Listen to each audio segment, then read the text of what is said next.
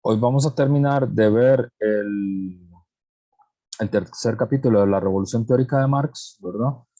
Que tiene que ver con la polémica sobre el marxismo y el humanismo, y eh, es el capítulo 7 de la Revolución Teórica de Marx.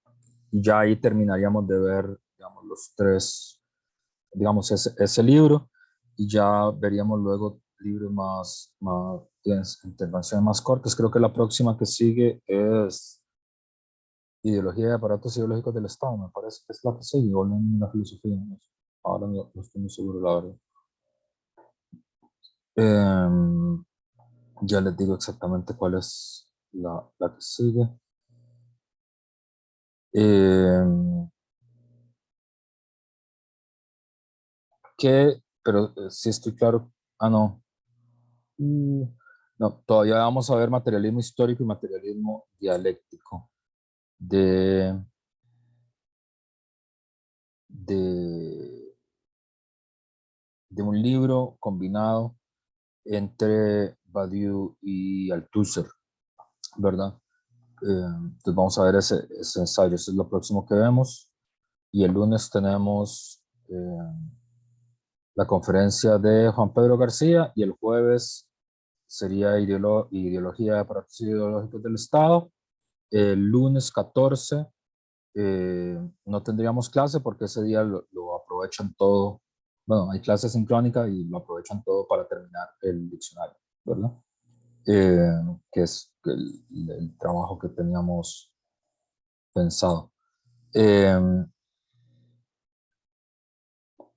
entonces, marxismo y humanismo, que era como habíamos quedado. Yo creo que este texto, yo les recomendaría que le pusieran especial atención por la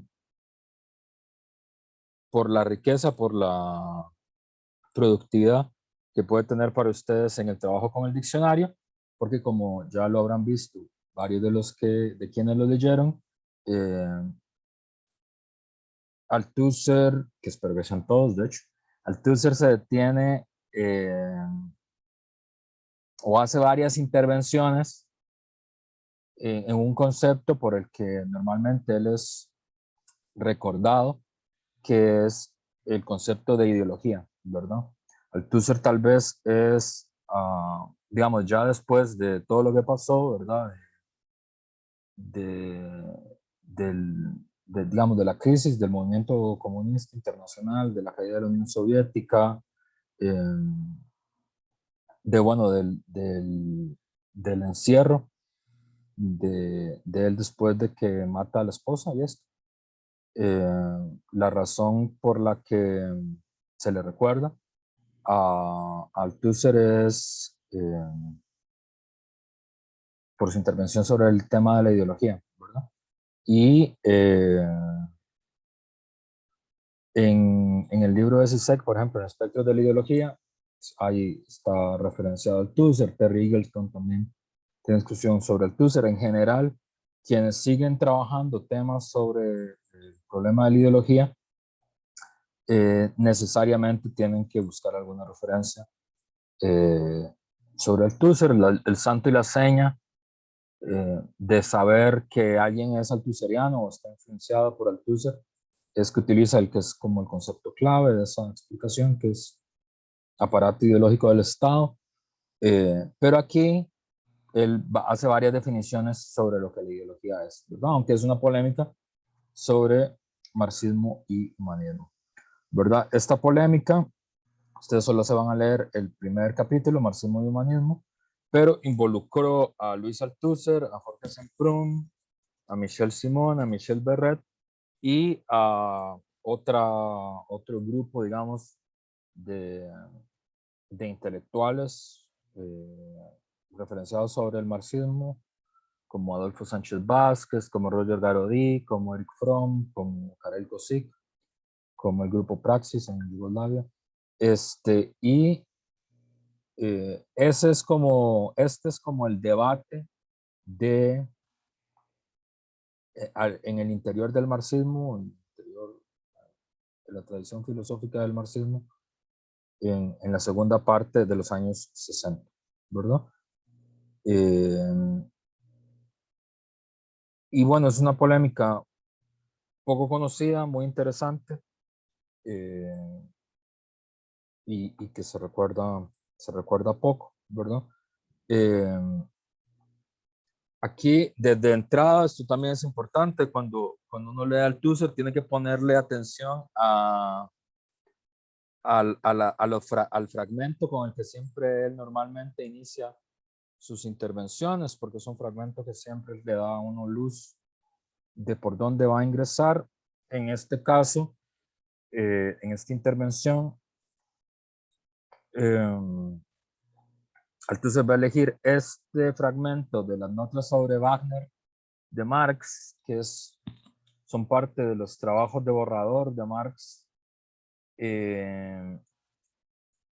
contra un señor Alfred Wagner, voy a decir Richard Wagner, pero Richard Wagner es el músico. Alfred Wagner, que es un señor bastante desconocido, que solo sabemos de él porque Marx escribió no sé cuántas páginas, creo que son como 150 páginas, para responderle. Y eso es todo lo que sabemos de él, ¿verdad? Hay gente que se hizo famosa por eso. Y es un economista alemán. Y aquí, este es el punto de entrada de Althusser, ¿verdad? Esto.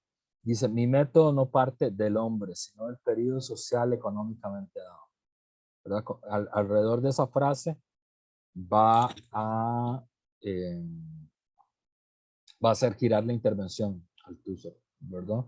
¿En qué quiere decir eso? Mi método no parte del hombre, sino del periodo social económicamente dado.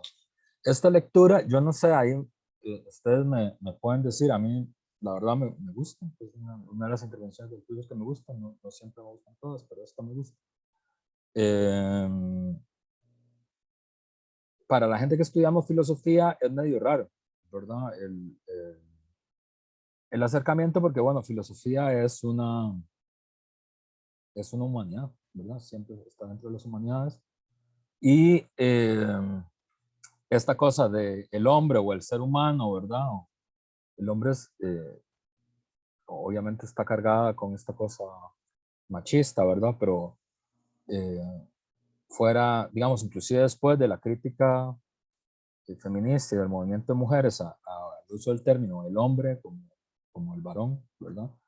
En filosofía todavía el ser humano sigue siendo, en toda su pluralidad y en toda su diversidad, sigue siendo un pivote, digamos, sobre el cual eh, se, se desarrolla, ¿verdad?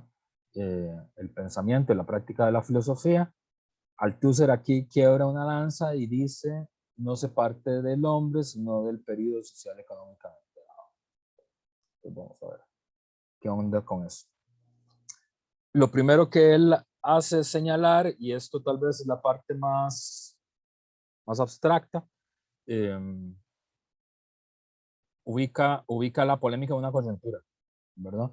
Para, para él toda polémica filosófica tiene una coyuntura que le explica, ¿verdad?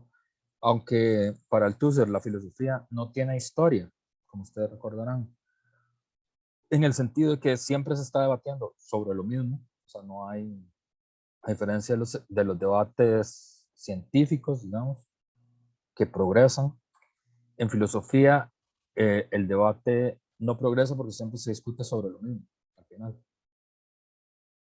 Pero todo debate filosófico tiene una coyuntura, que hay que entenderlo, ¿verdad? Entonces, él ubica eso, ¿verdad? Ubica que la discusión sobre el humanismo socialista ocurre en una coyuntura después de que la conciencia de los intelectuales comunistas o de la gente, de los militantes del Partido Comunista o de los compañeros de ruta del Partido Comunista, quedaron traumados, ¿verdad? Con, con las revelaciones del 22º Congreso, ¿verdad? Con el inicio de las denuncias de los crímenes de Stalin, con el proceso de desestalinización y con, digamos, con el fin de las versiones más ortodoxas del Diamat y el Hizmat ruso, ¿verdad? Y en ese marco aparece el humanismo socialista, ¿verdad? Y él dice, que se empieza a hablar del humanismo socialista está anclado en una coyuntura que tiene que ver con la política, no tiene que ver con la filosofía, ¿verdad? ¿Cuál es esa política? La política del Partido Comunista de la Unión Soviética de iniciar una política de diálogo tendido hacia los socialdemócratas, que luego va a concluir, esto no lo dice Althusser, ¿verdad? Esto lo digo yo, pero ya uno sabe cómo termina la película. Eso es importante porque va a avanzar en la crisis, digamos, que va a seguir teniendo el movimiento comunista internacional, va a avanzar hacia, en los años 80, lo que se va a conocer como el eurocomunismo, que es una interpretación que hace el Partido Comunista Español, el francés y el italiano sobre las posibilidades de un tránsito institucional hacia el socialismo, y eso empieza con sacar del programa de los comunistas el concepto de dictadura del proletariado. Que frente a eso, no bueno, Althusser también, pero el que más escribe en oposición a este cambio de estrategia del Partido Comunista francés, del Partido Comunista italiano y del Partido Comunista español, aunque ellos hablan del Partido Comunista francés sobre todo, eh, es un discípulo de Althusser que se llama Etienne Balibar, que tiene un libro sobre ese tema. Sí, Juan Diego. Sí, profe, de hecho, qué bueno que trató ese tema porque esa es la pregunta que tenía que hacer. Es un toque más histórica que filosófica, diría yo. Pero me llama Uh-huh. la atención porque decía que tras el proceso de desestalinización, la Unión Soviética no solamente es que dejó el concepto de lado de dictadura del proletariado, sino que lo que recuerdo que la lectura decía es que se da por superada la dictadura del proletariado. O sea que ya con Stalin eso ya había pasado, ya se han alcanzado, ya se han eliminado las clases, ya se han alcanzado los estadios de desarrollo productivo necesarios y que entonces ya no se estaba en la dictadura del proletariado, sino que estaba con una fase superior, ¿verdad? Más cerca del comunismo. Entonces mi pregunta histórica es esa, o sea, a partir de Khrushchev, la Unión Soviética consideraba que la dictadura del proletariado ya no estaba, digamos, en curso. Sí, buena pregunta. Este, y es un poco compleja, ¿verdad? Porque, a ver, en la tradición marxista, digamos, a la letra, que eso está en una cosa que se llama la crítica del programa de Gotha, ¿verdad? Marx habla poco, en general, en contra de lo que uno creería, habla poco del comunismo, hay como, no sé, 3 o 4 frases así, como famosas, que todo el mundo hace. En realidad, Marx sobre todo lo que hace es explicar cómo funciona el capitalismo, y se supone que a partir de la experiencia de la Comuna de París, sobre todo, Marx habla de 3 fases, ¿verdad? 2 fases conectadas, pero diferenciadas en la teoría. Una cosa que le dice la dictadura del proletariado, cuyo ejemplo histórico del que saca el término es la Comuna de París, ¿verdad? Esto, cuando uno usa este término, bueno, yo siempre hago esta broma de que, de que discutir este tipo de temas en Costa Rica es muy complicado por la fuerza de la cultura anticomunista del país, ¿verdad? Este, entonces, yo siempre que la gente oye dictadura del proletariado, lo que piensa es como gobierno totalitario de Albino Vargas, una cosa así. Y no es eso, digamos, dictadura del proletariado es un término teórico, ¿verdad? Eh, que Marx lo acuña a partir de la Comuna de París, ¿verdad? Si el término suena muy feo, dictadura del proletariado, porque suena como a dictadura, como a militares, una cosa así, eh, o a gobierno totalitario de Albino Vargas, también se puede usar democracia de los productores directos, Digamos, son dos términos diferentes, pero significan lo mismo, ¿verdad? Entonces alguien como, a veces para que el auditorio, no sé, no entre en ese debate, ¿verdad? Entonces alguna gente dice democracia de los productores directos, ¿verdad? Pero es lo mismo que dictadura del proletariado, conceptualmente significa lo mismo, ¿verdad? Porque es un concepto. Y ese término lo usa Marx porque el término dictadura es hasta el siglo XX, que aparece cargado valorativamente de manera negativa por la fuerza del liberalismo político en la segunda parte del siglo XX, pero en la tradición más clásica de la filosofía política, dictadura no es un término que esté cargado moralmente. Dictadura es un término político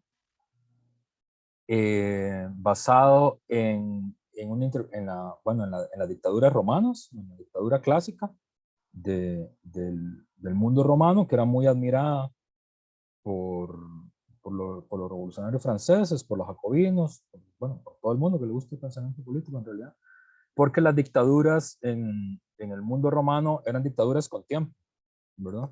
O sea, era un periodo de conmoción nacional donde se le otorgaba poderes especiales al Ejecutivo, pero eran poderes que siempre estaban controlados o por el Parlamento o o por los soldados, ¿verdad? Eh, entonces de ahí viene el término dictadura. Y los jacobinos también usaban ese término, ¿verdad? La dictadura jacobina. Entonces ya fue como el siglo XX que quedó como mal, pero dictar quiere decir gobernar, gobernar con fuerza, ¿verdad? Gobernar con poderes especiales, lo que quiere decir. Y del proletariado por eso, porque es cuando el proletariado gobierna con poderes especiales. Quiere decir, pero también se le puede decir democracia a los productores de la. Sí, Juan Diego.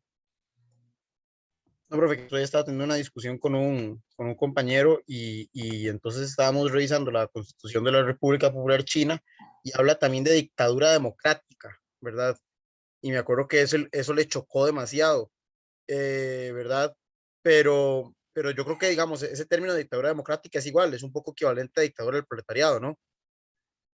Equivalente pero distinto. Ok, Dictadura democrática quiere decir que no es. Sí, eso es otro enredo. Dictadura democrática quiere decir que es una dictadura, pero no solo del proletariado, sino de otras clases populares que no son el proletariado. Por eso es que usan ese término. claro, y por eso en China, ¿verdad? Por la Por eso es Alianza en Obrero China, Campesina. porque quiere Ujú. decir que es la dictadura de los trabajadores, de los campesinos, del bloque de las cuatro clases, el proletariado, el campesinado, la pequeña burguesía urbana, la pequeña burguesía rural, las cuatro clases. Por eso es que China tiene Ok. cuatro estrellitas en la bandera. Es por Ah, eso. ok. Es el Ajá, bloque de las qué cuatro interesante, no clases. sabía. Sí, curioso para Wikipedia. Es el bloque de las cuatro clases para el completo del examen. Bueno, ahora sí le voy a responder a Juan Diego. Entonces, teórica, esas mismas. No sabía que eso se podía poner ahí. Cuatro, tres fases de transición. La dictadura del proletariado. Hay otra cosa que le dicen el socialismo, que todavía tiene Estado, es decir, hay Estado socialista, que es el momento en el que se mantienen las normas de reparto burguesas, se mantiene el derecho burgués, por lo tanto, se mantiene la desigualdad, pero el Estado es un Estado que se autoextingue, es un Estado que tiende a desaparecer, ¿verdad? Y a eso le dicen socialismo. Y luego el comunismo, que es una sociedad sin Estado, sin mercado, sin dinero y sin clases sociales. Eso es el comunismo. Por eso, y eso ya tiene que ver no con lo que dice Marx, sino con los avatares y las crisis del socialismo histórico, ¿verdad? Por eso, cuando se dice Estado comunista, eso es un oxímoron. O sea, no hay, eso no existe. Si hay comunismo, no hay Estado, ¿verdad? Eh, no hay ni Estado, ni mercado, ni dinero, ni clases sociales. Por lo tanto, digamos, Cuba no es un Estado socialista. No es un Estado comunista porque es un Estado de dinero y clases sociales. China tampoco, la Unión Soviética tampoco. No hay como, eso no es comunismo. Y hay un debate que fue un debate muy agreste que terminó con la muerte de uno de los defensores de la teoría, quienes, digamos, Stalin y Mao sostenían que la Unión Soviética y China eran estados socialistas, ¿verdad? Y los seguidores de Stalin y los seguidores de Mao consideraban que Rusia era un estado socialista y China también. Eso fue un debate del año 24 que se llamó el debate sobre el socialismo en un solo país. Tuvo dos teorías, la del socialismo en un solo país de Stalin, la teoría de la revolución permanente de Trotsky. Pues ahí hubo una división. Y Stalin consideraba que se podía construir el socialismo en un solo país. Trotsky consideraba que no era posible construir el socialismo en un solo país, pero el socialismo era una sociedad alternativa al capitalismo, no era una sociedad que coexistiera con el capitalismo. Entonces, ese es el debate. Entonces, quienes siguieron la interpretación de Stalin, y Althusser está dentro de los que siguen la interpretación de Stalin, consideraban que la Unión Soviética era un Estado socialista, ¿verdad? Y ese era el punto de debate con los trotskistas, y eso es probablemente una de las razones por las cuales Mandel y Lowy no aprecian mucho a Althusser. Pero, y aquí viene el debate, dentro de la misma tradición stalinista, después de Stalin, Khrushchev, que es el secretario general que continúa Stalin, dice que la Unión Soviética ha abandonado ya el momento de edificación del socialismo eh, y que inicia el periodo de construcción del comunismo y que el Estado que hay en la Unión Soviética es un Estado que ya no es un Estado de clases, sino que es la dictadura de todo el pueblo.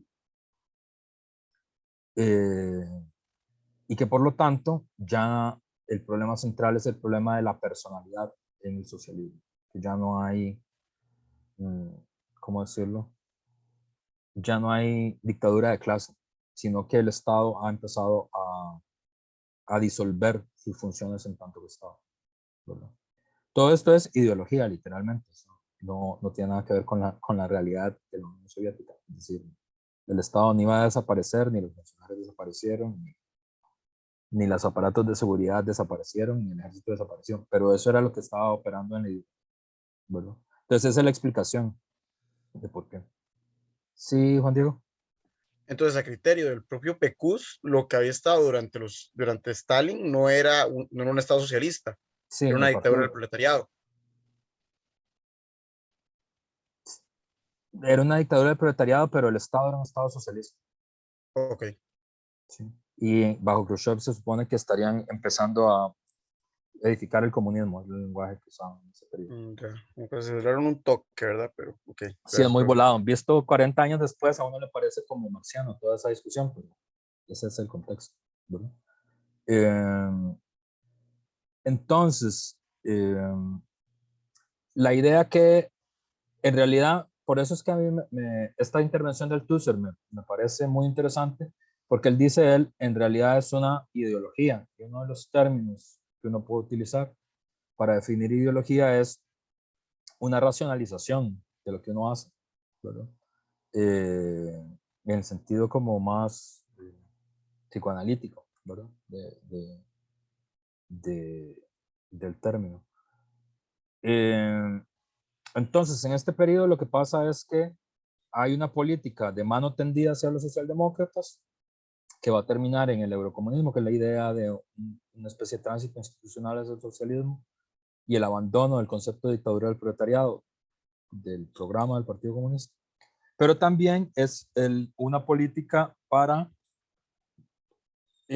lo que los italianos le van a llamar la política de mano tendida con la democracia cristiana, que es, digamos, la firma de un pacto histórico entre el Partido Comunista Italiano y la democracia cristiana, es decir, el Vaticano, quiere decir en Italia eso, para garantizar la gobernabilidad de Italia en la posguerra, ¿verdad? Entonces, eso en la ideología abrió el debate sobre el humanismo socialista, porque el humanismo era el término, digamos, que creaba los puentes entre los socialdemócratas, que siempre han defendido la idea de, del hombre y el ciudadano, digamos, para ser el término que usaba la Declaración de los Derechos Humanos, y la democracia cristiana, que, cuyo centro es el concepto de persona, ¿verdad? Como los que habrán estudiado ese tema, digamos, el concepto filosófico central del catolicismo es el concepto de persona. Entonces, persona humana.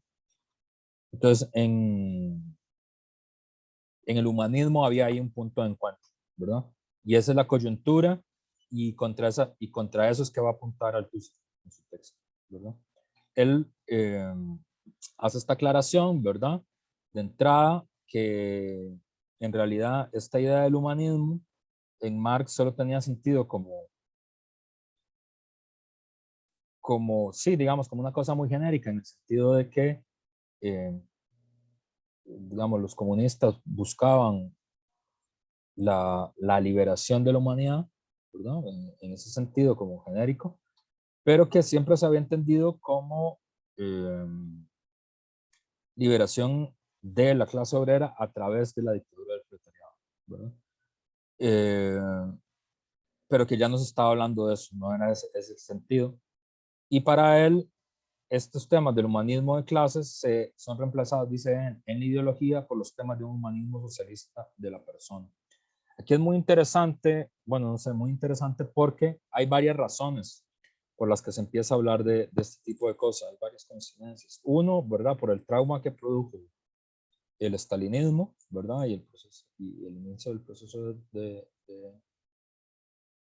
desestalinización, por los efectos de la política práctica, que es una política de mano tendida hacia los socialdemócratas y hacia la democracia cristiana, pero también dentro de los países que están gobernados por los partidos comunistas, se empieza a hablar como una especie de socialismo con rostro humano, ¿verdad? Que es un poco con el lema que se va a encubrir, digamos, la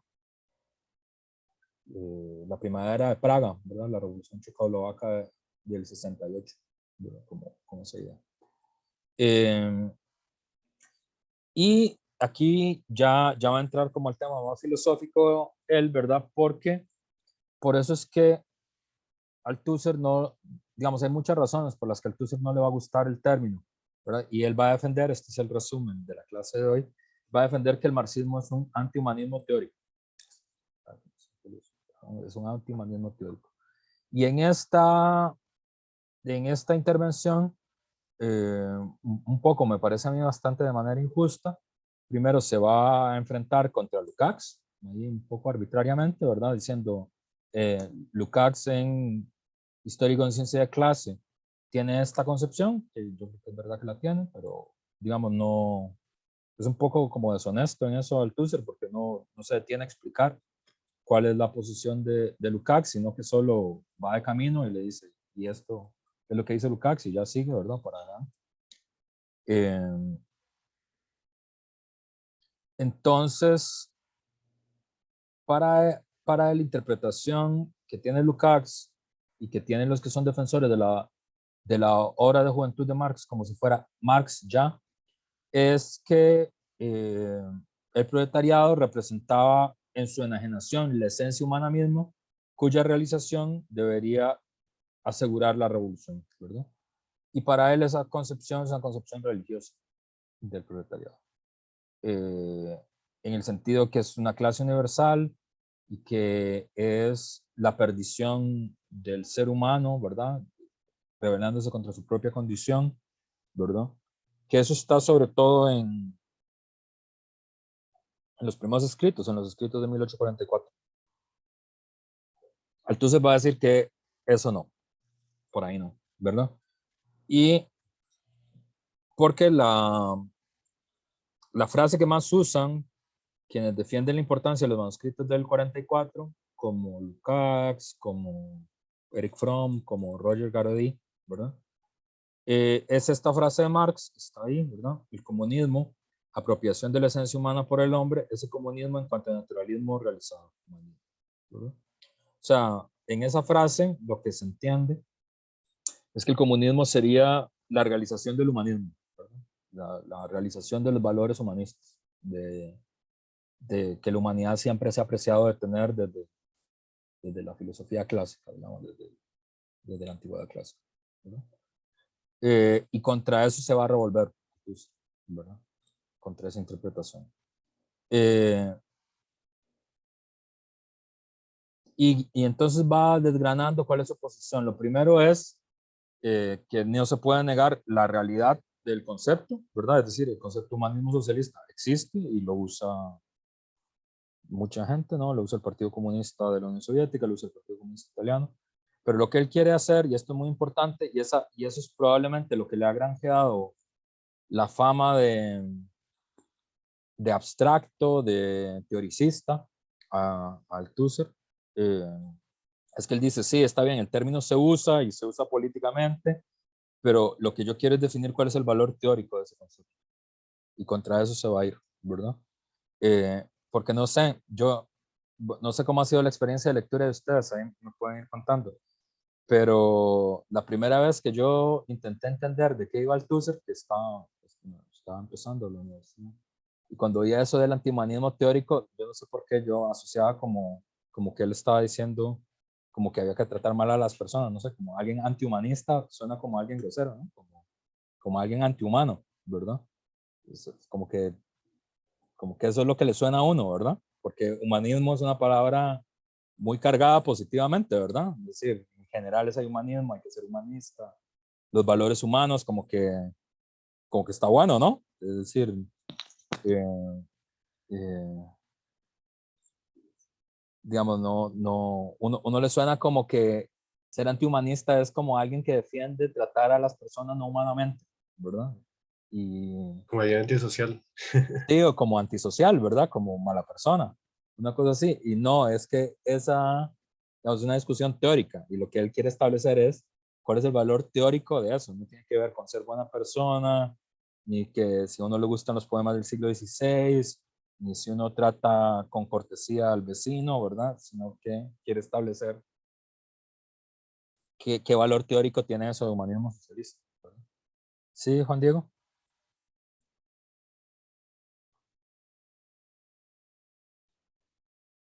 ¿Vas a preguntar algo, Juan Diego?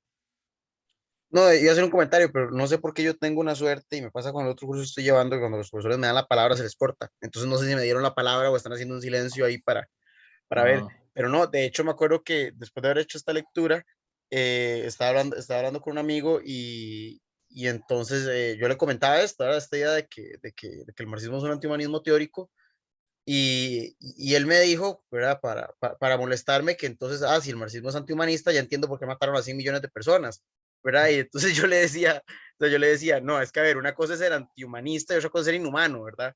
claro, Y entonces ya le explicaba un poco más el tema, porque sí, en un primer momento suena bastante chocante, ¿verdad? claro, Pasa un poco como con el tema de dictadura, que como uno tiene tan cargado ciertos términos, etcétera, más por ejemplo yo y este amigo que venimos saliendo de humanidades, ¿verdad? Entonces uno viene todo adoctrinado, dirían la gente de afuera de la universidad, que uno viene todo adoctrinado de que el humanismo es importante y que las humanidades, que de repente no le digan, no, el marxismo es antihumanista, es terrible, ¿verdad?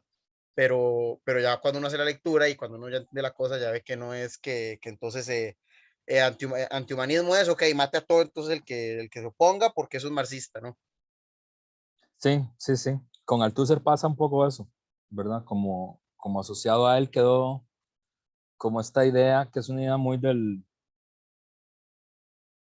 de, del espectro ideológico contemporáneo, ¿no? Como la idea como esta noción de las ideas criminales, ¿no? Que las ideas pueden ser criminales, como esa idea, ¿verdad? Que es de lo que gente como Ernest Nolte o como Popper acusan al marxismo, ¿no? Son ideas criminales, ¿verdad? Eh, pero sí, digamos, el problema es que Althusser, bueno, esta es la crítica, por ejemplo, que le hace que le hace Adolfo Sánchez Vázquez, pero también en la crítica que hace Néstor Cohen, ¿verdad? Y creo que un sector importante de la izquierda política latinoamericana, identificada con el guevarismo, por ejemplo, en los años 60, es que, bueno, que primero opera a un nivel de abstracción teórica muy alta, ¿verdad? Y luego que se desentiende de los efectos políticos, eso es de lo que quiere, de lo que dice, ¿verdad?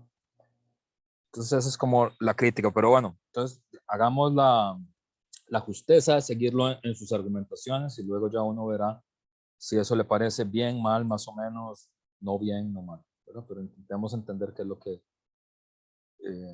lo que nos quiere transmitir, ¿verdad? Entonces, primero es eso, es una discusión sobre el valor teórico de la idea de un humanismo socialista. Y él dice que, bueno, que es ideológico, eso es lo primero que dice, y ahí va a cargar sobre este concepto que es ideología, en el sentido de que es algo ideológico, algo que señala un conjunto de realidades que existen, pero que, a diferencia de un concepto científico, no nos da los medios para conocerlo, ¿verdad? Entonces, un concepto ideológico es algo que señala un conjunto de realidades que existen, pero ese término ideológico no nos permite y no nos da los medios para conocerlas. Es una gran definición de ideología, ¿verdad? Y por eso es que lo del humanismo socialista le va a sonar como ideología, porque sí, digamos, señala una serie de realidades existentes, la crisis del movimiento comunista internacional, la crisis que produjo la desestalinización, la mala conciencia de quienes habían defendido al régimen stalinista, las aspiraciones de los marxistas dentro de Checoslovaquia o Yugoslavia de hacer un humanismo, un marxismo diferente digamos, al marxismo stalinista, y digamos, de ahí la apelación a, al socialismo con rostro humano. Esas realidades existen, pero ese término nos ayuda a comprenderlos, ¿verdad?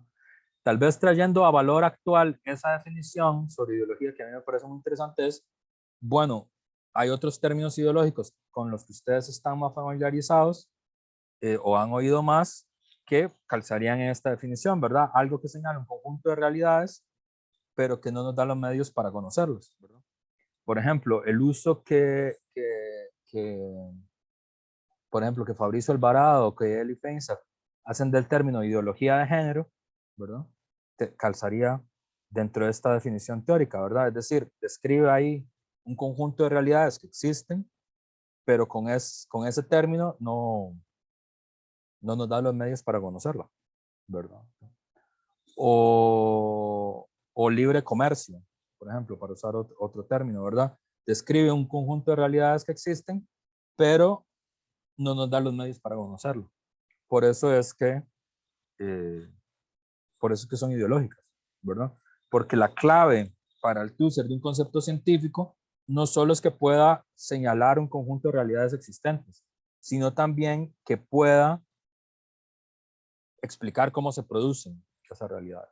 Ahí está la diferencia, ¿verdad? No en el señalamiento de las realidades, sino en que el concepto te abra la llave, te dé la llave para saber cómo es que se produce estas realidades. Y ahí está la cosa. Y el humanismo socialista, tal como se está usando en la coyuntura en la que Althusser dice lo que dice, no ayuda para él a entender qué es lo que está pasando en la realidad, sino que lo oculta, lo hace más, lo indica, pero no ayuda a entender qué es lo que está pasando. Rodrigo, Juan Diego. Sí, de hecho me parece curioso porque en la lectura Althusser menciona que cuando hay ausencia de teoría o los sectores, por ejemplo, se encuentran desprovistos de una explicación racional sólida, tienen que recurrir a estos conceptos ideológicos. Entonces creo que ahí denota mucho como este carácter pues sí, nos permite designar cosas que nos están pasando, pero no nos permite conocerlas de forma apropiada. Exacto, no solo conocerlas de forma apropiada, porque aquí está el otro kit de Althusser para entender, digamos, si le aceptamos a él que la forma en la que él entiende el problema y en la que Lukács entiende el problema son diferentes, aceptémosle eso, entonces, que es un debate, pero aceptemos. Para él no solo es conocer la realidad, sino conocer cómo se produce la realidad. Ahí está el giro, que no es un giro solo lingüístico para él, digamos, no es una cosa de gusto por complicarse en la forma de hablar, sino que es que las cosas se conocen si uno conoce cómo es que se produce. Este es el giro para él. Y producción quiere decir eso, quiere decir relaciones sociales de producción, fuerzas productivas, lucha de clases, ¿no? Política, tendencia, unidad de ruptura. Eso es lo que él quiere decir. Eso es cómo se produce. Sí, Juan Diego. Sí, profe. Sí, que a mí me llamó mucho la atención esa definición que daba Althusser de ideología, porque sobre todo voy a decirlo así, me escandalizó, pero más que me escandalizó, me llamó la atención que él decía, no es que la ideología no plantee una realidad, sino que es que la ideología plantea una realidad que no necesariamente es cognoscible, ¿verdad? Entonces eso me llamó mucho la atención porque entonces Althusser no negaría, por poner un ejemplo, o Marx o ninguno de los filósofos materialistas negaría, por ejemplo, la realidad de una naturaleza humana. Lo que negaría es la posibilidad de conocer cuál es esa naturaleza humana. ¿Estoy en lo correcto?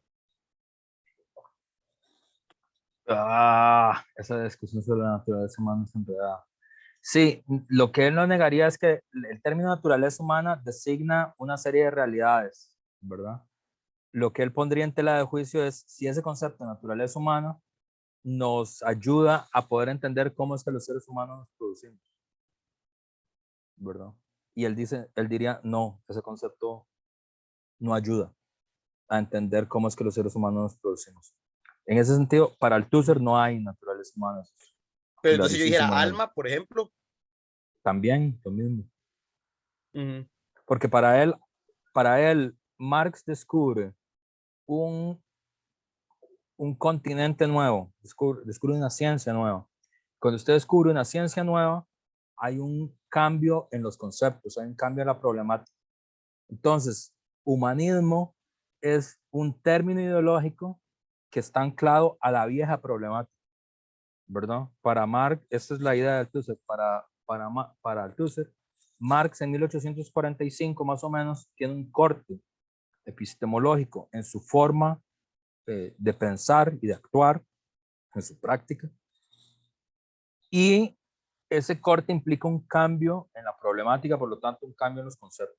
Es decir, los conceptos que utiliza Marx antes de 1845, los que están en los manuscritos, los que están en los escritos de los anales franco-alemanes, esos hacen parte de otra problemática.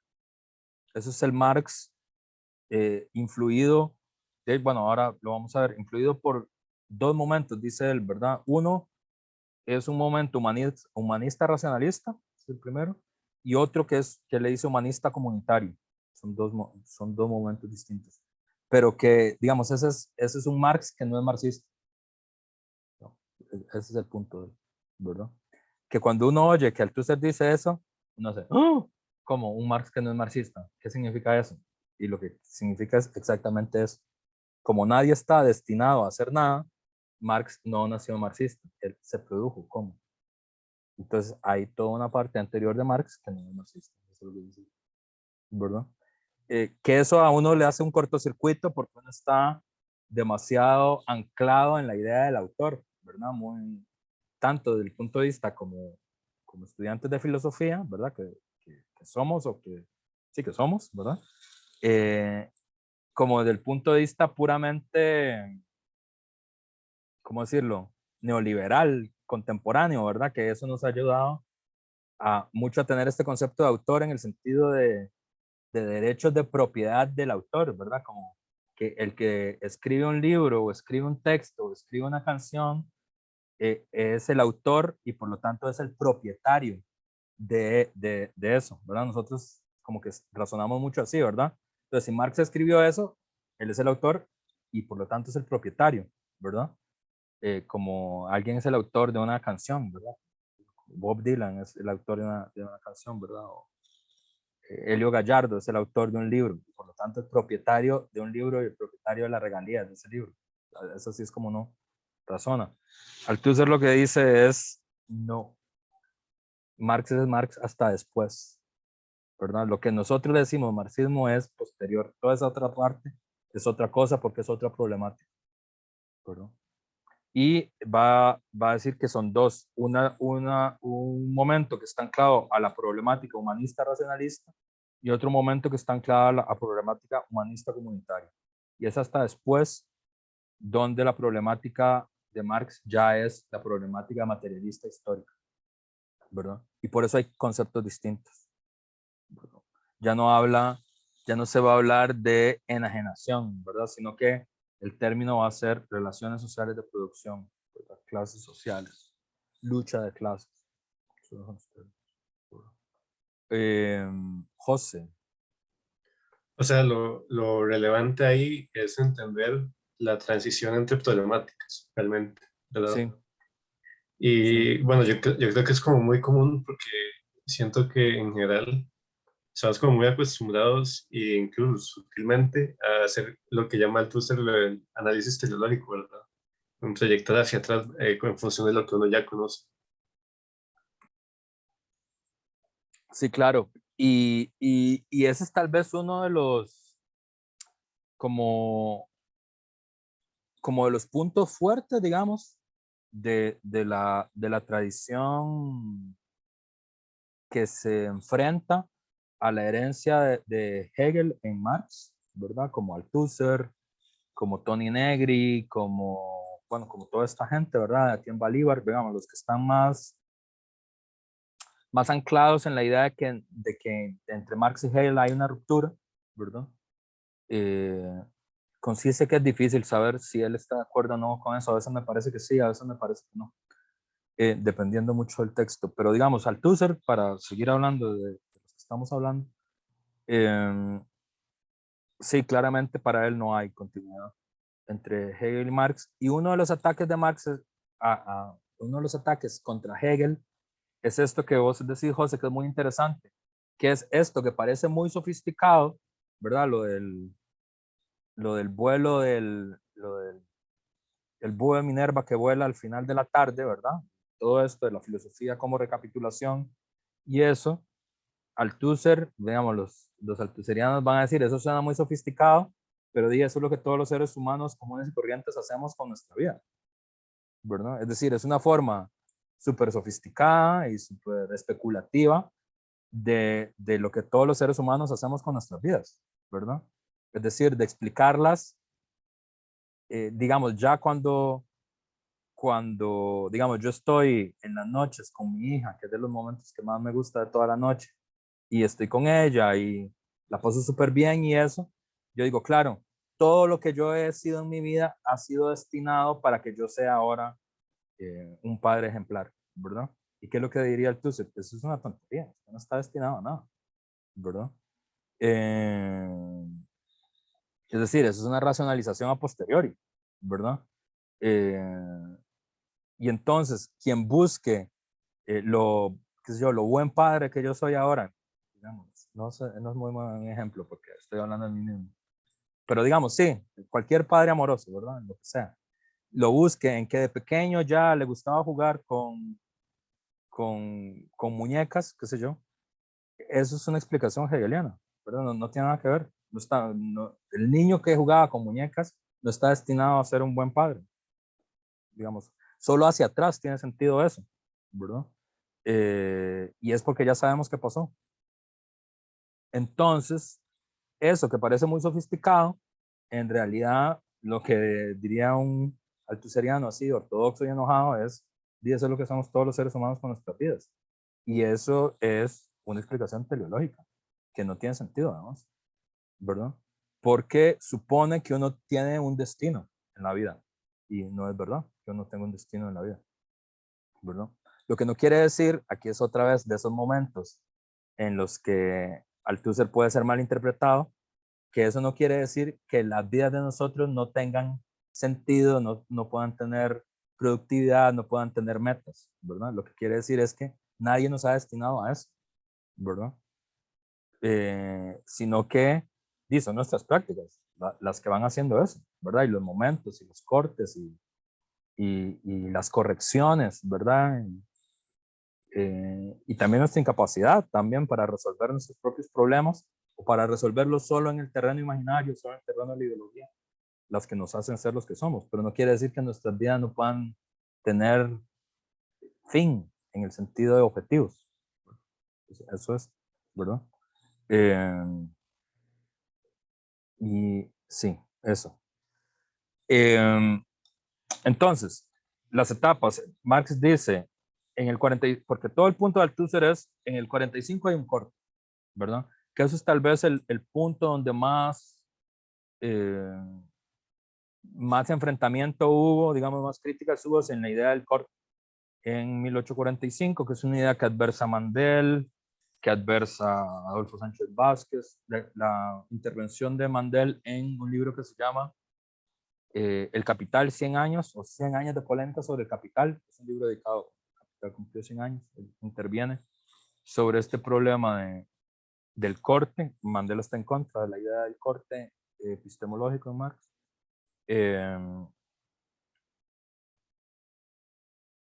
Pero Althusser está a favor de esa idea, fue el que popularizó esa idea, y gracias a esa intervención es que empezó ese debate entre el joven Marx y el Marx adulto, ¿verdad? Althusser es el que fuerza a ese debate, ¿verdad? Y para él, Marx tiene, antes de ser materialista histórico, ¿verdad? Dos momentos anteriores. Una primera parte que está marcada por el humanismo racionalista, que además hace un gesto que es muy interesante, porque dice, ese humanismo racionalista en realidad está más cerca de Kant y Fichte que de Hegel, ¿verdad? Para él, inclusive, hay más puntos en común entre Marx y Kant que entre Marx y Hegel, ¿verdad? Porque la primera parte de Marx sería más fictiana, digamos, que tiene que ver con los primeros escritos, con los escritos que Marx hizo en la Gaceta Renana, donde el problema central es el problema que está, ahí sí está anclado en una filosofía del hombre, una filosofía del ser humano, y los combates fundamentales de Marx en ese periodo es el combate contra la censura, contra las leyes feudales, contra el despotismo prusiano, y el problema central es la libertad como esencia del ser humano, ¿verdad? En esos escritos, Marx defiende la libertad de prensa, la libertad de conciencia, la libertad contra el despotismo arbitrario del feudalismo, porque es que la libertad es el ser humano, ¿verdad? Entonces ahí claramente Althusser dice, ahí la problemática es una problemática filosófica anclada en el humanismo racionalista. Y por eso la conclusión política es la lucha contra la censura, la lucha por la libertad de opinión, la lucha por la libertad de prensa. Althusser va a hacer mucho de esto, lo van a ver más claro cuando lean Lenin y la filosofía. Para él hay una conexión entre filosofía y política que uno puede hacer, que es racional hacerlo, ¿verdad? Y de las posiciones filosóficas se derivan combates políticos, ¿verdad? Que uno puede conectar, ¿verdad? Y por eso, en el momento en el que la gran temática política de Marx es la lucha por la libertad de prensa, la lucha contra la censura, la lucha contra las leyes feudales, su filosofía es una filosofía del ser humano, una filosofía humanista racionalista, ¿verdad? Y hay un cambio cuando,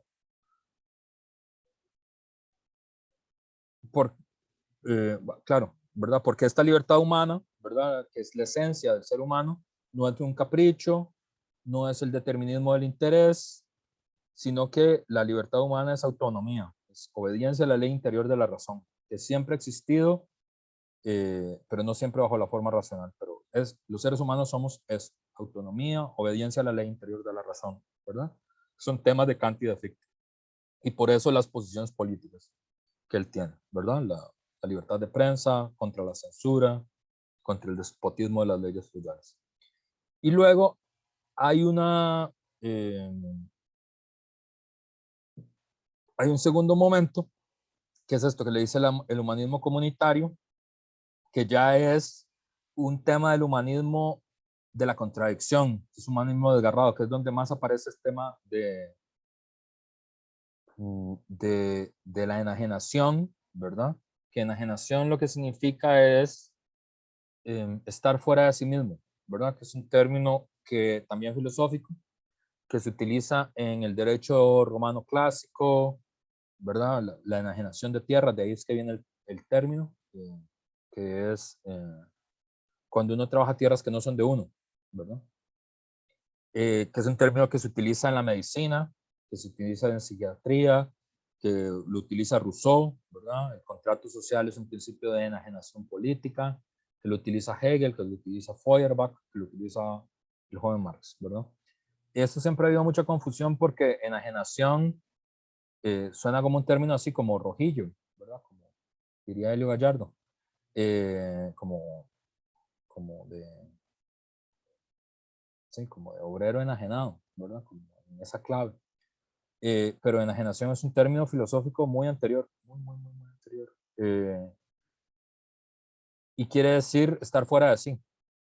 Bueno, la enajenación también es una forma en la que en el medievo se describía a la posesión demoníaca, ¿verdad? La posesión demoníaca es una enajenación. Y es estar fuera de sí, estar desgarrado internamente. Y sobre todo, la enajenación es la incapacidad de controlar y de producir el sentido de un proceso, ¿verdad? De la capacidad de imprimirle, de tener control e imprimir carácter de un proceso, ¿verdad? Eso es la enajenación, ¿verdad?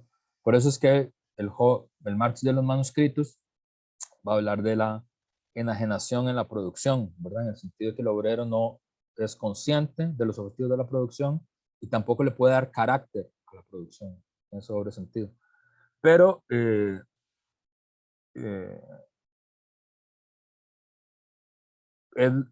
digamos, es en el mismo sentido que Rousseau habla de la representación, ¿verdad? En el sentido de que uno enajena en los representantes la voluntad soberana y son los representantes los que le dan control y carácter al proceso político, no uno, ¿verdad? Porque uno enajena la soberanía en los representantes, ¿verdad? Entonces, enajenación es eso, es cuando vos no le puedes dar carácter y no tenés control y no le puedes dar carácter a un proceso, ¿verdad? Y es una temática filosófica que tiene que ver bueno, con las tierras originalmente en los romanos, que son muy prácticos, pero tiene que ver con el alma, tiene que ver con la mente, tiene que ver con las primeras formas con las que entendimos los problemas de salud mental, ¿verdad? Es decir, muchos de los problemas de salud mental, la referencia que se hacía antes era enajenados, pero no es la referencia que se utiliza, ¿verdad? Entonces es una temática filosófica. Sí, José. O sea, la enajenación de la que habla en los manuscritos está enmarcada dentro de ese mismo humanismo comunitario. Sí, para Althusser sí. La enajenación de los manuscritos de 1844 es parte de este humanismo comunitario donde el Estado razón permanece sordo al Estado prusiano, que no se reforma. Eso fue visto y vivido por los jóvenes hegelianos como una crisis histórica, ¿verdad? Porque un poco una de las interpretaciones del hegelianismo es que el Estado es la representación de la razón, ¿verdad? Esa es como la idea. Y todos los jóvenes hegelianos estaban confiados políticamente de que en Alemania iba a haber un proceso de despotismo ilustrado, o sea, que iba a haber un proceso de liberalización de la vida intelectual y de la vida social dirigida desde arriba por Federico IV de Prusia, creo que es. Y, y resultó ser un déspota. Entonces, claro, eso fue vivido como una decepción histórica, ¿verdad? Y como ustedes sabrán, porque tal vez en muchos sentidos el actual gobierno es una decepción histórica, lo que pasa es que cuando hay una decepción histórica la gente se radicaliza, ¿verdad? En sus posiciones. Normalmente pasa. ¿verdad? Cuando hay mucha ilusión en algo, y esa es ilusión en algo social, ¿verdad? En algo social y político. Hay muchas ilusiones y no se cumplen esas ilusiones. Lo que pasa es que la gente se desilusiona y radicaliza sus posiciones en relación con eso que lo ilusionaba, ¿verdad? Por eso de la desilusión y de la radicalización y la descomposición de los jóvenes hegelianos surgieron cosas tan diferentes, ¿verdad? Que son, digamos, en el buen sentido del término, radicalizaciones de la interpretación hegeliana, ¿verdad? De la descomposición de la escuela hegeliana surgió la hermenéutica bíblica, surgió el existencialismo de Kierkegaard, surgió el anarquismo vacunista, surgió el sionismo de Moses Hess, surgió el materialismo histórico, la tradición de Marx, ¿verdad? Es decir, todo eso se descompuso y cada quien fue como radicalizando uno de los aspectos hasta, hasta que se transformaron en cosas muy distintas, ¿verdad? Y todos tienen este origen en esta esperanza frustrada de la autorreforma racional del Estado, ¿verdad? Y por eso, y fue vivido como una crisis histórica, como una decepción por todos ellos. Y entonces aquí aparece una nueva teoría del ser humano, del hombre, ¿verdad? Y un nuevo tipo de acción política, ¿verdad? Que es la política de reapropiar la práctica del hombre en su esencia, que es lo que está en los manuscritos del 44, ¿verdad? Según Althusser. Y ya ahí es una problemática asociada al ser humano, pero no como coherencia racional, ¿verdad? Sino como división, ¿verdad? Como división entre el ciudadano y el Estado, entre el Estado y la sociedad civil, ¿verdad? Entre el hombre político y la vida económica, que son ambas dos abstracciones, y entre el hombre desgarrado que vive imaginariamente la comunidad en la que está privado en la tierra de los derechos de los hombres, ¿verdad? Nosotros vivimos imaginariamente en la comunidad de los derechos del hombre y el ciudadano, pero en la vida real estamos privados de los derechos del hombre y el ciudadano, ¿verdad? Vivimos imaginariamente en una comunidad que promete la libertad y no vivimos la libertad, que promete la búsqueda de la felicidad y somos infelices, ¿verdad? En ese sentido es una enajenación, es el ser humano pero desgarrado. Y la política, justamente, ya no va a ser la reforma liberal racional del Estado, como en el primer momento, sino que va a ser una revolución que restituye al hombre su naturaleza enajenada en las distintas formas de la fantasía, de lo fantástico, ¿verdad? Que restituye la naturaleza enajenada en las formas fantásticas del dinero, del poder del Estado, de los dioses, ¿verdad? Y esta revolución es una práctica común de la filosofía del proletariado, cuando la filosofía del proletariado se encuentra, ¿verdad? Y la filosofía es afirmada teóricamente, el proletariado es negado prácticamente, ¿verdad? Es un poco la temática humanista de los manuscritos de 1844, que también es una práctica política distinta. Entonces, lo que Althusser invita a hacer es distinguir, ¿verdad? Una primera parte humanista racional, una segunda parte humanista comunitaria, pero el Marx, ¿qué es Marx? Es el que es posterior, porque hay un corte en 1845 donde hay otra temática, es otra problemática. No están esos conceptos, ¿verdad? ¿Qué es esto? Rompe radicalmente con la teoría que funda la historia y la política en la esencia del hombre, porque ya no hay esencias, y aquí la pregunta de Juan Diego,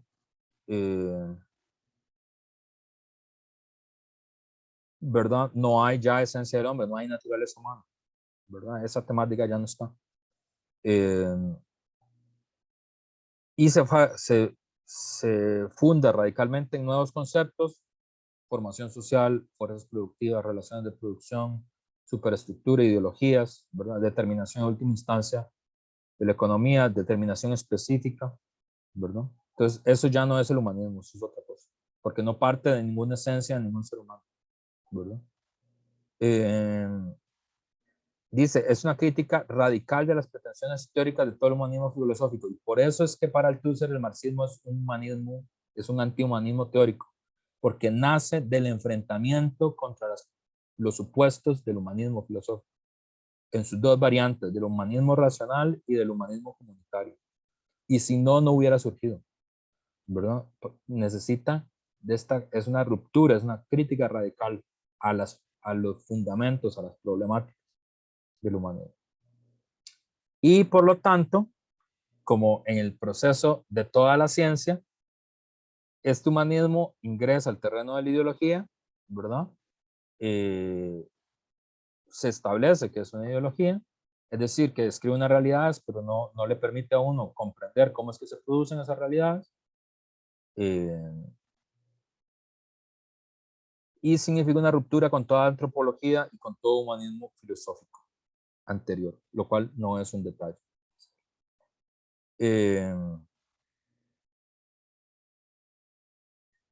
Para él, justamente, para Althusser, hay un reemplazo de la pareja individuo-esencia y aparecen nuevos conceptos, fuerzas de producción, relaciones sociales de producción.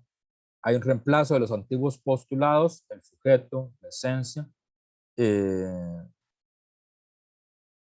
y aparecen teorías sobre los diferentes niveles específicos de la práctica humana, práctica económica, práctica política, práctica ideológica, y las formas en las que se articulan, ¿verdad?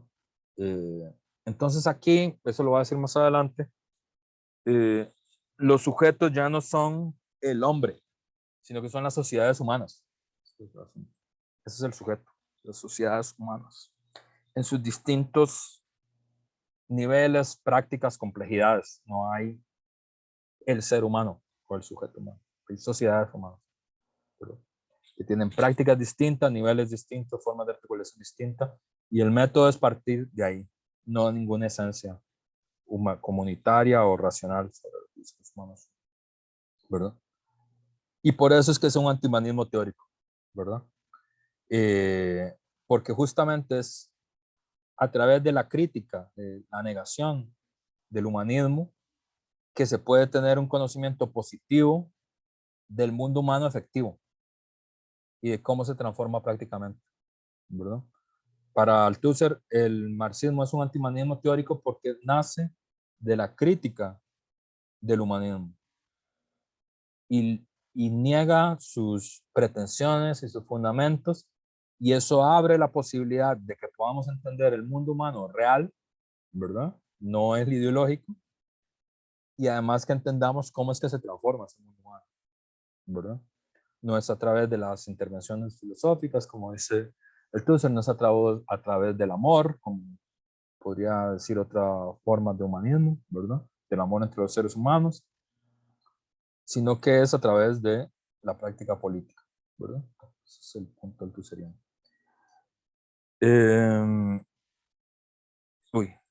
Bueno, voy a ir avanzando. Aquí, y voy a ir cerrando con esta parte para que terminemos ahora a las 2:30.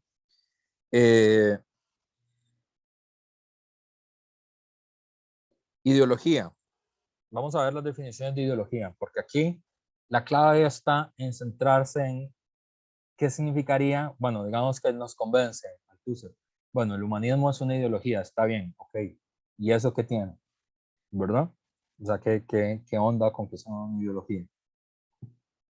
Y aquí siempre hay una confusión porque ideología es uno de esos términos polisémicos que además está cruzado con varias tradiciones entre sí, ¿verdad? El término como que lo popularizó más la tradición marxista, pero eso no quiere decir que todos los que usan el término ideología son marxistas, ni quiere decir que entre marxistas el concepto ideología sea unívoco, o que haya claridad sobre qué quiere decir uno con ese concepto, ¿verdad? Hay conceptos que están más claros, siempre en el marxismo hay como muchos debates sobre los conceptos, pero por ejemplo hay conceptos que es más transparente, que es, qué es lo que se quiere hablar, como clase social, como formación económico-social o mercancía, términos más transparentes. Igual muy densos teóricamente, ¿verdad? El fetichismo de la mercancía. Pero aquí en ideología hay más todavía. Y sobre todo porque se cruza con varias tradiciones más, ¿verdad? Con la tradición ilustrada, con la tradición de Pareto y Mosca, por ejemplo, es una tradición no marxista. Con The Stud de Tracy, que es el que inventó la palabra. Y aquí siempre hay mucho enredo porque ideología suena como ideas, ¿no? Como que eso es lo que no le suena a uno, como las ideas que tienen las personas, ¿verdad? Y ya desde ahí hay una complicación, porque ideología no viene de estudio de las ideas, que es lo que uno pensaría de primero, ¿no? Ideología, como biología, estudio de la vida, o ideología, estudio de las ideas, es lo que uno piensa de entrada. Y no, ideología no viene de ideas, viene de ídolos, ¿verdad? Es el estudio de los ídolos, ¿verdad? Y eso tiene un giro largo que tiene que ver con qué son los ídolos. Y además, esta es la otra idea, esto es lo primero, que uno se confunde, ¿verdad? Como que ideología sirve como sistema de ideas, ¿verdad? Y hay mucha gente que lo usa así, ¿verdad? Como la ideología del candidato Fabricio Alvarado, ¿verdad? Lo que quiere decir como las ideas que Fabricio tiene del mundo. Que es como lo usa el periodismo, sobre todo. Y no es como lo usa el Tusser, ¿verdad? Entonces ahí con este término ideología, cuando ustedes lo vean en un libro o cuando lo estén discutiendo en las aulas o así, siempre tengan cuidado de preguntar, bueno, ¿qué quiere decir usted con eso? Porque dependiendo de la definición, uno puede ver hasta dónde alcanza ese concepto, ¿verdad? Y, sí, José.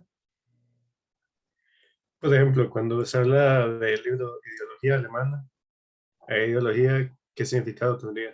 Ideología significa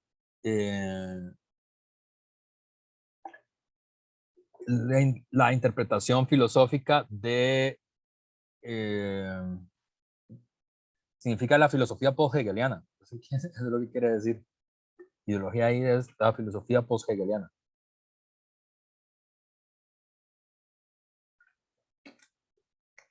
Y ahí aparece como, ¿cómo decirlo? Como una alusión e ilusión a la realidad. Eso es lo que quiere decir. Tal vez lo vemos con más claridad cuando veamos ideología y aparatos ideológicos del Estado, ¿verdad? Ok, a eso se refiere con representaciones. Sí, representaciones son ilusiones y alusiones a la realidad. Y Eh, eso es lo que lo hace, digamos, ideología en función de ídolos. En la medida sí, en claro. la que ídolo es una representación. Sí, es que esa palabra tiene una larga historia en la filosofía. Tiene que ver con Epicuro, con el cristianismo, con Bacon, con la ilustración, ¿verdad? Con la crítica de los mitos, sobre todo, ¿verdad? Los ídolos son los dioses falsos, ¿verdad? Eh, pero los dioses falsos tienen efectos en la realidad, ¿verdad? Ese es el punto. Eh, y la otra cosa que les iba a decir, que es un sistema de ideas, y la otra es definición. Uy, se me olvidó que era la otra.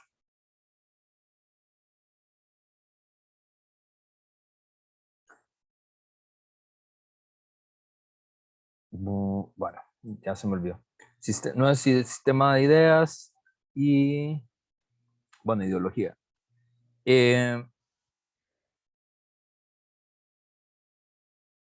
Sí, ya me acordé que la otra confusión que siempre se hace mucho, he notado como en los cursos que tengo que dictar de esto, siempre hay mucha confusión. La gente confunde ideología con mentira o con manipulación, ¿verdad?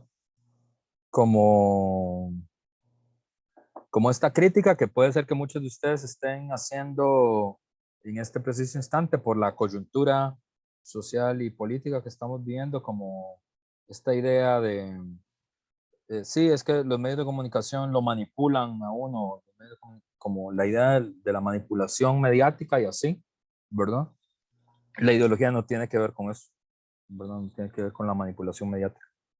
En este sentido, ¿no? En el sentido de Ignacio Santos haciendo cosas truchas para lograr un determinado objetivo, no, no tiene que ver con eso, ¿no?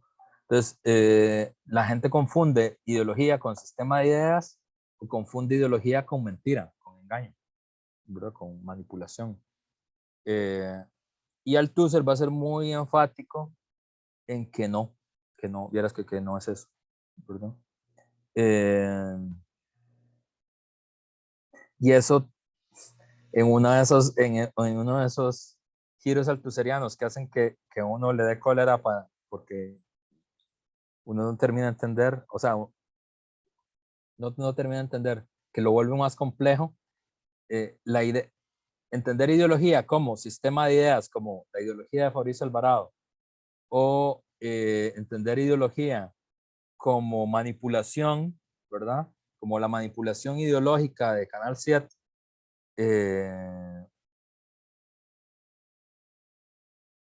la palabra en griego es eidolon, que significa, sí, es eidolon. En el sentido de manipulación, serían ideologías de la ideología, que lo cual es muy gracioso. O sea, son como ideologías de lo que nosotros creemos que es la ideología, ¿verdad? Como sistema de ideas o como manipulación, ¿verdad? Son ideologías de la ideología, a decir, en ideología de aparatos ideológicos del Estado, que uno cuando lee eso, uno dice, me está molestando, ¿verdad? ¿Cómo va a haber una ideología de la ideología? Pero eso es lo que quiere decir, son las cosas que nosotros creemos, imaginamos que es la ideología, pero eso no es. Sí, Juan Diego. Entonces, pero se puede decir que una visión ideológica de un problema determinado es una visión mistificada de ese problema. Sí. Sí, es una visión mistificada. Pero más que decir una misión mistificada, ya lo vamos a ver, es lo correcto en Althusser sería, uno lo podría decir en general, ahora es una visión mistificada, estaría bien, pero lo correcto en Althusser sería decir es una práctica ideológica. Pero vamos a ver que esto es tal vez lo más como novedoso de Althusser y lo más explosivo que es en Althusser la ideología es una práctica, porque nosotros siempre consideramos como el término ideología suena como algo que tiene que ver como con las ideas y con la conciencia, ¿verdad? Como la gente que no es consciente, ¿verdad? Ustedes como son estudiantes de filosofía y como dice Juan Diego, ya pasaron por el adoctrinamiento de estudios generales, ¿verdad? Como diría la página 15 de La Nación. Si ustedes ven que alguien tiene ideas que ustedes no comparten, ¿verdad? Ustedes le dirían que poco consciente que sos, ¿verdad? Que cómo te dejas manipular por la ideología, ¿verdad? Uno podría usar ese tipo de expresiones en un debate, ¿verdad? Y eso por lo menos para Althusser no tiene mucho sentido tener, esa expresión no tiene como mucho sentido, porque la ideología es una práctica, ¿verdad? Que eso es lo que, ahí sí, ahí hay un choque digamos, con los autores que siguieron más la tradición, la interpretación de Lukács, ¿verdad? Por ejemplo, como Luis Villoro, marxista mexicano, ¿verdad? Para él, digamos, hay, digamos, los lukácsianos más anclados en historia y conciencia de clase ven que ideología es una forma de conciencia falsa.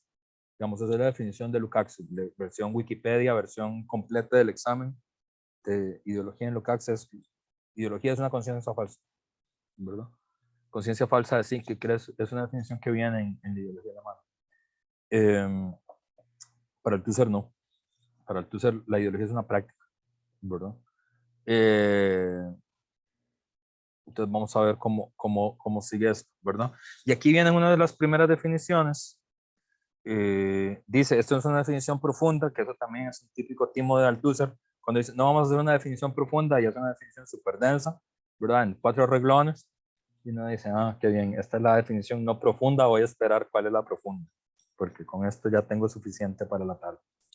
Entonces, la definición no profunda dice, muy esquemáticamente, que también eso es muy althusseriano, la cosa del esquema, la ideología es un sistema, esto es muy importante, es un sistema, ¿verdad? La ideología es un sistema, es decir, tiene niveles, tiene articulaciones, tiene partes, un sistema. La ideología es un sistema, dice que posee su lógica y posee su rigor propio, esto es muy interesante, dice, la ideología tiene su rigor propio, porque uno asume como que la ideología es no rigurosa, ¿verdad? Como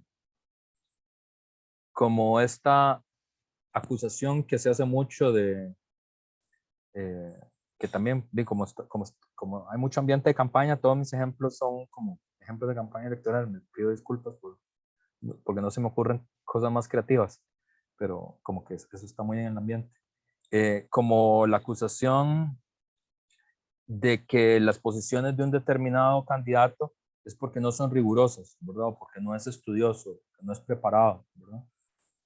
Y dice no, entonces no tiene que ver con eso, ¿verdad? La ideología posee su lógica y tiene su rigor propios, ¿verdad?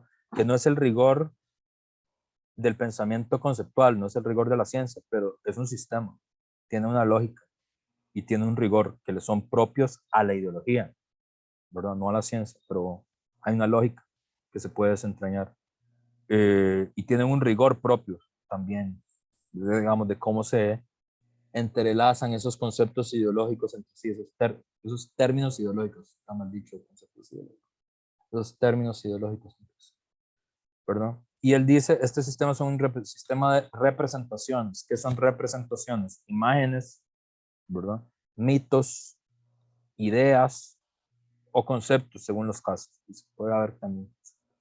Pero sobre todo, y así es, por ejemplo, como lo entiende Leo Gallardo, y creo que a mí me parece que queda mejor así, haciendo lo mismo que hace Althusser, que pasa corrigiendo a los demás, ¿verdad? Es un sistema de representaciones donde se movilizan imágenes, se movilizan mitos, y me parece bien esa cosa. ¿Verdad? Es un sistema con su propia lógica, su propio rigor, y vuelve a ser presente que imágenes y mitos, ¿verdad? Entonces, por ejemplo, las imágenes, ¿verdad? Que aparecen en los discursos anticomunistas, así, tradicionales, de los que hay mucho en Costa Rica, de los que hay mucho en América Latina, ¿verdad? Es la imagen de la revolución como Batman in the Dark Man Rises, ¿no? Cuando Bane sube a Ciudad Gótica, ¿no? Como gente que vive en la catacumba y suspenden la ciudad y suspenden la alcaldía, ¿no?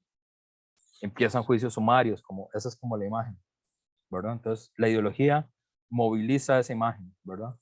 En el ambiente electoral de Costa Rica, la forma en la que se moviliza esa imagen siempre es Cuba, Nicaragua, Venezuela, todos juntos, ¿sí? ¿Verdad? Como en unidad.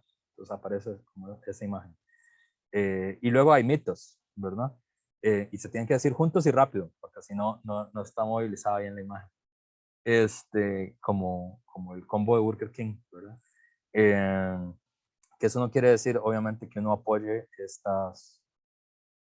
en esta dictadura ni nada parecido, sino que lo que se moviliza es una imagen, ¿verdad? No es una comprensión de cómo es que Nicaragua se produjo como la dictadura que es ahora, es una comprensión de cómo Cuba llegó a donde llegó, ¿verdad? Eso sería otra cosa, ¿verdad? Es la movilización de una imagen de lo que es, o de un mito sobre lo que es, ¿verdad? Y por eso mito, ahí está muy bien porque mito es el pensamiento mítico y ahí conecta con ídolos, ¿verdad? Entonces hay una discusión sobre los ídolos y los mitos y qué es el pensamiento mítico, ¿verdad? Como que tiene esa conexión. Porque obviamente la religión es de las ideologías, la más antigua y la más extendida. Entonces, antes de que existiera una teoría de la ideología, existió una crítica de la religión que estuvo anclada en las temáticas de la filosofía clásica, ¿verdad? No es como que Althusser fue el que inventó la crítica de la religión, sino que la crítica a los mitos es una cosa que viene desde la Grecia clásica, ¿no? Desde Platón. Entonces, ¿no? Entonces, esta es la primera. Es un sistema, posee su propia lógica, posee su propio rigor. Es un sistema de representaciones. ¿Qué son representaciones? Imágenes y mitos que se movilizan, que entran en primer plano, ¿verdad? Y que además no te permiten producir conocimientos sobre las realidades que sugieren, ¿verdad? La ideología como sistema de representaciones se distingue de la ciencia, sobre todo en la función práctico-social, ¿verdad? Que su función práctico-social es más importante que su función teórica o de conocimiento. La ideología es importante no por la función que cumple para conocer las cosas, sino que la ideología es importante por la función práctico-social que ejecuta, ¿verdad? Mantener cohesionada una sociedad, mantener el status quo, ayudar en el combate de la lucha de clases, ¿verdad? Justificar una represión, ¿verdad? Justificar un determinado combate. Por eso es importante la ideología, no porque te ayude a comprender mejor o a comprender cómo es que se produce una sociedad, sino que tiene una función práctica social. Y eso, por eso es importante, ¿verdad? Pueden ser representaciones muy sofisticadas, como la saga Marvel, ¿verdad? Una representación muy sofisticada. O pueden ser representaciones muy sencillas, como las religiosidades, no sé, de los pueblos originarios, pero igual lo importante no es el nivel de sofisticación, sino la función práctica que tiene esa ideología, ¿verdad? Una cosa importante, eso no es exterior a la totalidad social, sino que la ideología es una cosa orgánica de la totalidad social. La ideología está en la totalidad social, ¿verdad? Y aquí este verbo que elige Althusser a mí me parece extraordinario porque dice, las sociedades humanas secretan la ideología, dice secretan, ¿verdad? Y es muy interesante que él use esa metáfora biológica, ¿verdad? Porque las secreciones son parte orgánica de uno, ¿verdad? Y los seres humanos, aunque despreciamos las secreciones, ¿verdad? El sudor, qué sé yo, los mocos, todas las cosas que son secreciones, ¿verdad? Son partes orgánicas de nosotros y no podemos vivir sin secretarlas, además, ¿verdad? Los seres humanos no podemos no sudar, ¿verdad? Porque si no moriríamos, es parte de nuestra vida orgánica, ¿verdad? Entonces, por más despreciable, digamos, que sea el sudor, es parte de nuestra vida orgánica. Nosotros secretamos eso, ¿verdad? Dice esa metáfora biológica y luego escoge una metáfora como climatológica, ¿verdad? La atmósfera indispensable a su respiración, a sus vidas históricas, ¿verdad? Las sociedades humanas secretan este elemento de la ideología y esa atmósfera es indispensable a su respiración, a sus vidas históricas. Las sociedades no podrían respirar, no podrían vivir sin la ideología. Necesitan esa cosa para respirar, ¿verdad? Y por lo tanto, y esto es muy importante, la ideología no es una aberración, ¿verdad? No es una idea equivocada, no es que la gente es tonta, ¿verdad? No es usted qué inconsciente que es o usted qué tonto que es, no es eso, ¿verdad? Y yo siempre les digo a mis estudiantes cuando estudiamos estos temas, es si tu explicación para algo es que la gente es tonta, aunque sea verdad, no es una gran explicación, así que deberías volver a revisarlo, ¿verdad? Tiene que haber algo más complicado que eso. No es una aberración, ¿verdad? No es una excrescencia contingente de la historia, ¿verdad? Sino que constituye una estructura esencial de la vida histórica de las sociedades. Y por lo demás, solamente la existencia y el reconocimiento de su necesidad, es decir, solo reconociendo que eso que parece una excrescencia, eso que parece contingente, eso que parece una aberración, es una necesidad que produjo esa sociedad. Y solo reconociendo esa necesidad, uno comprende cómo se produjo Y solo comprendiendo cómo se produjo, uno puede producir una política, es decir, un instrumento de acción reflexiva para poder superarlo. Este es el gesto, ¿verdad? Por lo tanto, diría, y esto es la parte que siempre cuesta más, siempre que uno lo explica, la ideología tiene que ver muy poco con la conciencia. Y aquí uno ya dice, ahora sí, ¿qué está diciendo este tipo? Porque yo siempre entendía que la ideología tenía que ver algo con la conciencia. Y lo que dice el Althusser es, no, tiene muy poco que ver con la conciencia, ¿verdad?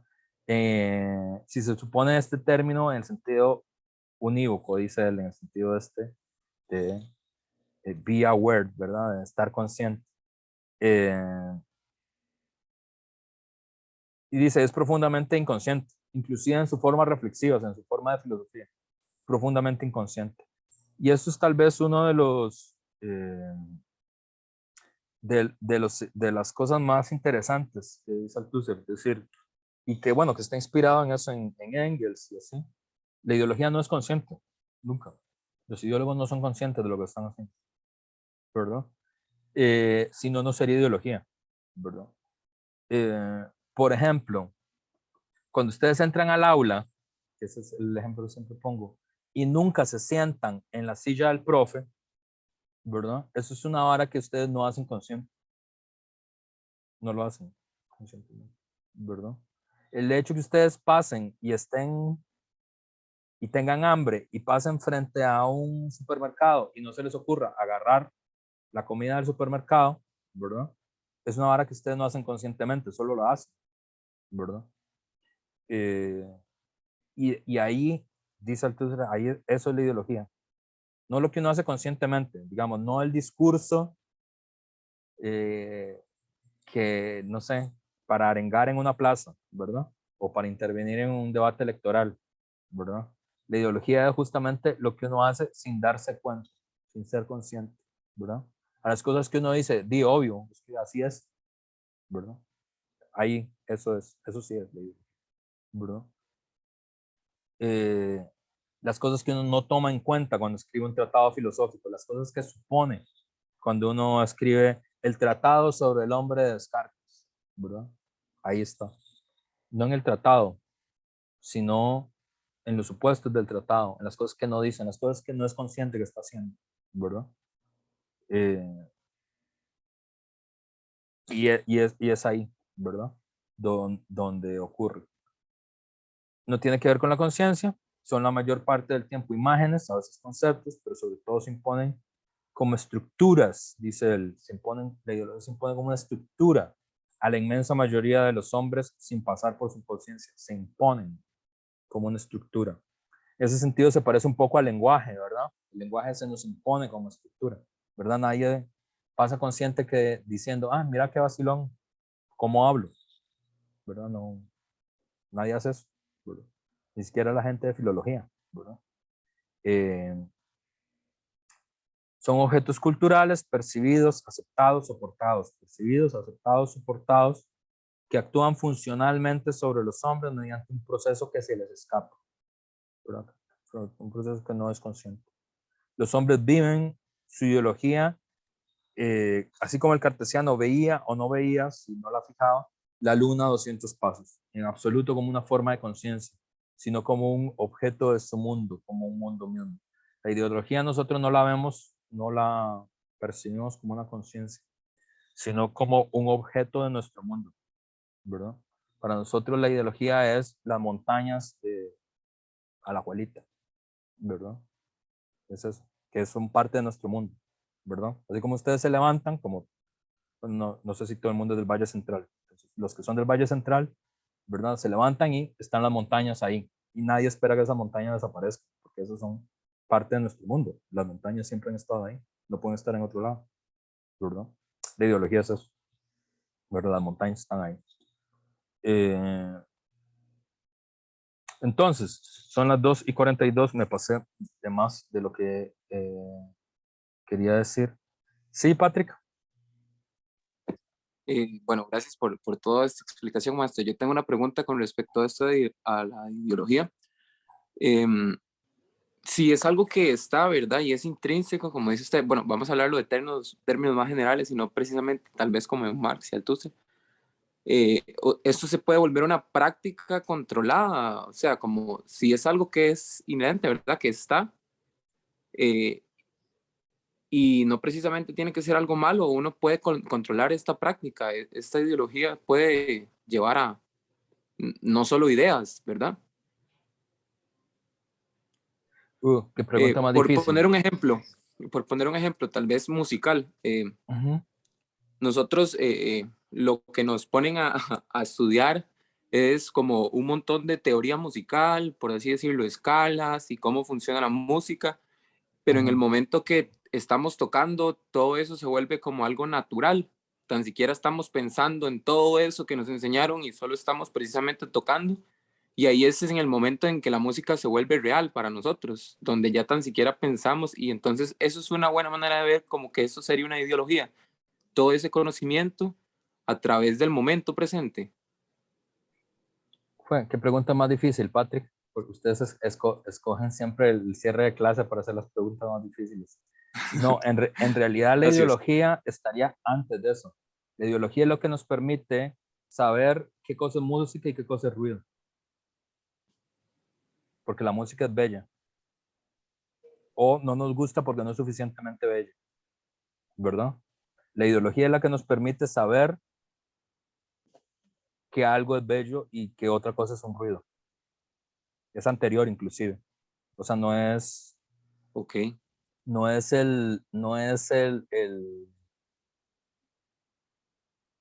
es la acción espontánea del músico que ya conoce la música y ejecuta algo. La ideología es anterior porque es que es lo obvio, ¿verdad?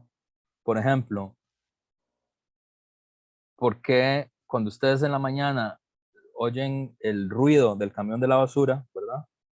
Porque saben que eso es ruido y no lloran de emoción como cuando uno oye, no sé, la novena de Beethoven, ¿verdad? ¿Qué, cómo, ¿Cómo hace uno eso? ¿Verdad? Y es porque el ruido es obvio, ¿verdad? El ruido es parte del mundo, ¿verdad? Y entonces eso es ruido. Y la otra cosa, digamos, la música es bella, o no suficientemente bella, o aceptablemente bella, ¿verdad? Es anterior todavía, ¿verdad? Es muy anterior porque la ideología no es vivida conscientemente, ¿se entiende? Uno, por ejemplo, cuando uno debate sobre si esta música me gusta o no, que es un debate típico, que no tiene, no, esta música es buena, no, esta música es más típica del debate, ¿verdad? Esto es muy feo, esto es bonito, ¿tá? Ese debate es un debate consciente, ¿verdad? La ideología no opera a ese nivel, la ideología opera antes de ese nivel, ¿verdad? Que es la distinción entre el ruido y la música, ¿verdad? Y así Igual, como usted lo explica, que no es consciente, pero tiene algo que ver, no tiene que ver con la ciencia o puede estar implicada la ciencia en esto, como por así decirlo, con este ejemplo que usted me da del que la música es bella, ¿verdad? Y el ruido, pues es ruido. Y usted dirá que es obvio, pero para yo saber que la música es bella, yo necesito cierto conocimiento. claro, sí, sí. Pero antes que tener cierto conocimiento, ¿sabes qué ocupas? Cierta cierta Claro. sociedad, ¿verdad? Porque lo que nos permite distinguir que esto es música y esto no lo es cierta sociedad, cierta articulación específica de distintos niveles de prácticas humanas, una práctica económica, una práctica política, una práctica ideológica, articuladas de una determinada forma que en un determinado sistema de las artes, en esta articulación, que nos permite saber que esto es ruido y que esto es música, que nos permite saber que eso es basura y esto es una obra de arte, ¿verdad? Que nos permite saber que esto es lenguaje y esto es balbuceo, ¿verdad? Pero es por eso que podemos hacer esta distinción y la ideología opera ahí, ¿verdad? La práctica científica lo que le permite a uno es entender cómo se produjo eso. Ahí estaría el pensamiento científico, ¿verdad? El pensamiento científico jugaría en el terreno de, bueno, yo voy a entender cómo nosotros producimos la distinción entre ruido y música. ¿Cómo hacemos eso? ¿Verdad? Porque, y esto es muy importante, como de los estudios entre las sociedades, si uno escucha la música de sociedades precapitalistas, de uno le parecen ruido, ¿verdad? O mucho de lo que nosotros sentimos que es música, o hemos llegado a la conclusión de que es música, en sociedades no capitalistas sería considerado ruido, ¿verdad? ¿Por qué? Porque es justamente en estas prácticas donde está eso. Y sobre la conciencia y la inconsciencia y la ciencia. La ciencia lo que distingue la ciencia de la ideología, hasta donde escribe aquí Althusser, es que la ideología no nos permite producir conocimientos de cómo se produce eso que queremos entender, ¿verdad? Lo que hace es que describe las realidades, ¿verdad? O indica las realidades. Primera diferencia. Y la segunda cosa es que la ideología no es consciente. No es consciente. ¿Por qué? Y aquí viene la cosa que quería señalar a Patrick. ¿Por qué?